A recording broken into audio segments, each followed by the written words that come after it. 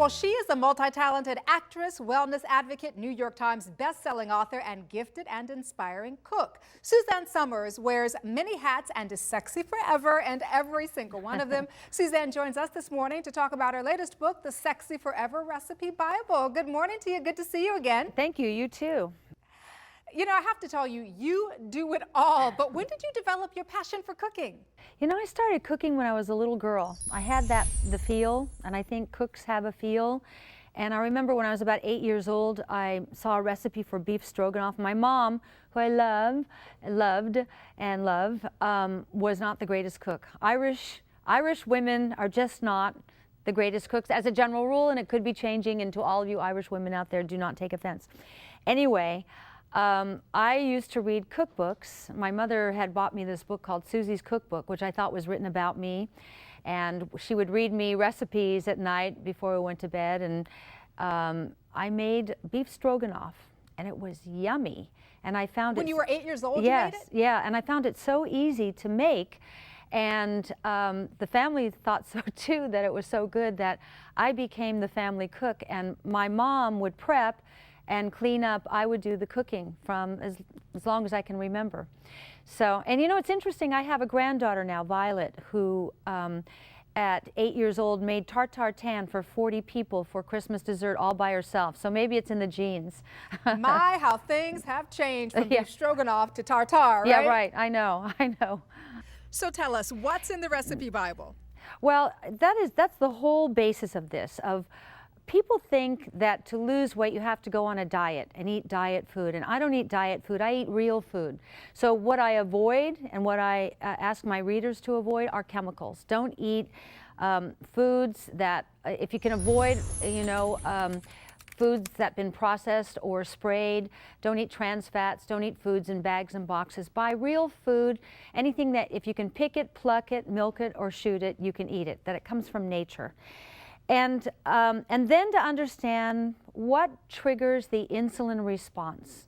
And I think that's a real important thing for people to understand. It's not complex.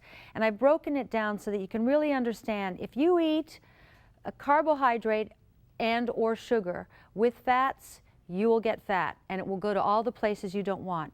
You can eat fats. You can eat real fats, butter, cream, sour cream, olive oil, full fat cream cheese, coconut oil, flax oil, all those really great tasting healthy fats. But when you cook with fats or are eating fats, you cannot eat it with carbohydrates or sugar.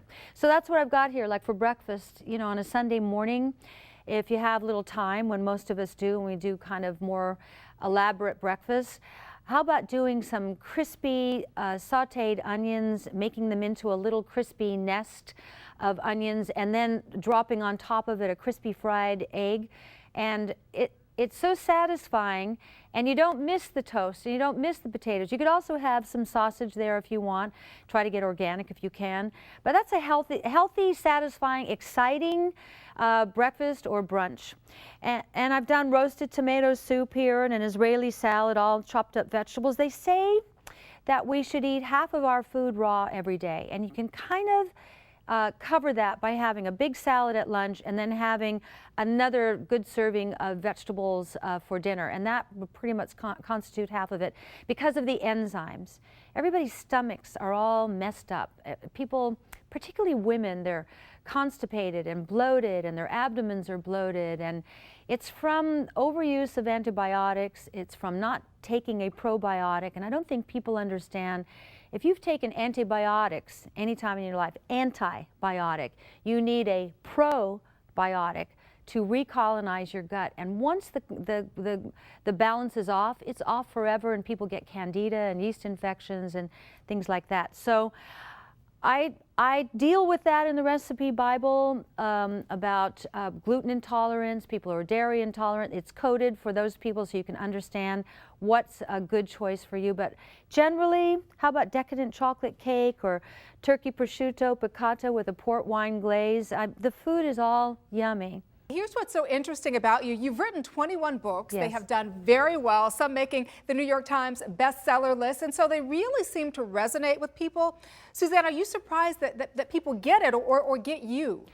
Well, I think it's been a gradual reinvention. It started with, I've always written books. I wrote books before Three's Company.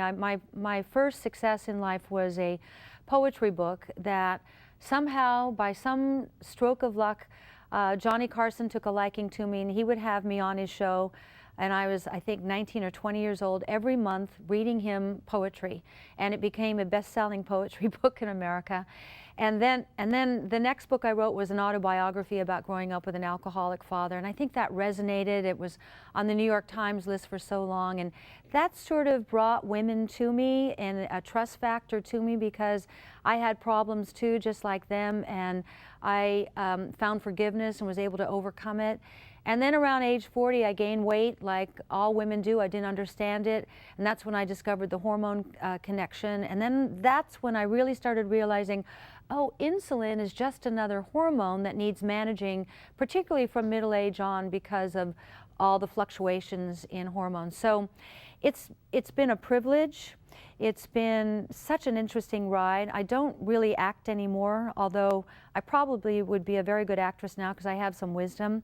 But being able to be a champion of women and being able to use my louder voice to get to the best and brightest doctors, professional scientists in the world, take their information, break it down so we can all understand it, and put it in these books to teach women and men about health, about hormonal decline, about restoration versus deterioration.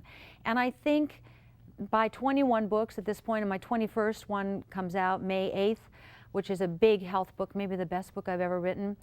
I think people get that I'm not just dallying in this, that it really comes from a passion. And before I let you go, I have to say welcome to the Lifetime family. You have a new show that's going to start airing right here on Lifetime Television in May. Tell us about that. I'm very excited. I meant Jerry's, you know, your boss, Jerry Zarnicki. Jerry Zarnicki, yeah. And he came out to my home in the desert, and we talked, and we have such a similar passion about health. And it gives me an hour forum to really flesh out all the things that I just gave you thumbnails of just now, to really be able to bring on these incredible doctors, professionals, scientists, and make it an entertaining hour. And every once in a while I'll bring on some of my famous friends and let them just play some music, you know. Well, we're looking forward to seeing much more of you. Where can we go, Suzanne, for more information? SuzanneSummers.com. And I'm on Facebook and Twitter. I'm there all the time. I've joined the new millennium, so I know I did it reluctantly, but now I love it. Can't live without it. You've got to be a part of social media. I know I have friends who say, oh, I don't do that, and I think if you don't do it, you're out of it. So I don't want to be out of it. No, you definitely are not out of it. You're right there in the middle of it, and we are so happy about it. Thanks for the time. Thank you. Bye-bye. Well, thank you again for joining us this morning, Suzanne. Looking forward to seeing you soon. Thanks. Bye.